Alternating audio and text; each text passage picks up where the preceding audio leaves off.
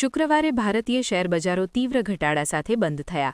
રામનવમીના કારણે એક દિવસની રજા બાદ આ ઘટાડો થયો.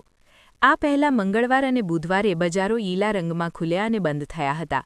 જો કે ઈરાન સાથેના સંઘર્ષને લગતી અનિશ્ચિતતાઓને કારણે આ ગતિ ધીમી પડી હતી. અગાઉ યુએસ અને એશિયન બજારોમાં પણ ઘટાડો નોંધવામાં આવ્યો હતો. બજાર બંધ સમયે સેન્સેક્સ 1690 પોઈન્ટ ગગડ્યો હતો, જ્યારે નિફ્ટી 486 પોઈન્ટ ઘટ્યો હતો. દરમિયાન સેન્સેક્સના 30માંથી 27 તો નિફ્ટીના 50માંથી 44 શેરો રેડ ઝોનમાં બંધ રહ્યા. તો આ તરફ ફોરેક્સ માર્કેટમાં પણ મોટી હલચલ જોવા મળી. ડોલર સામે રૂપિયો ઐતિહાસિક નીચલા સ્તરે બંધ રહ્યો. રૂપિયો 83 પૈસા નબળો થતાં 94.81ના સ્તરે બંધ રહ્યો. તો બ્રેન્ટ ક્રૂડ ઓઇલનો બેરલ દીઠ ભાવ $109 પાર પહોંચ્યો છે. તો આ તરફ કિંમતી ધાતુઓ વધુ મોંઘી થતાં સોના ચાંદીના ભાવમાં ઉછાળો જોવા મળ્યો.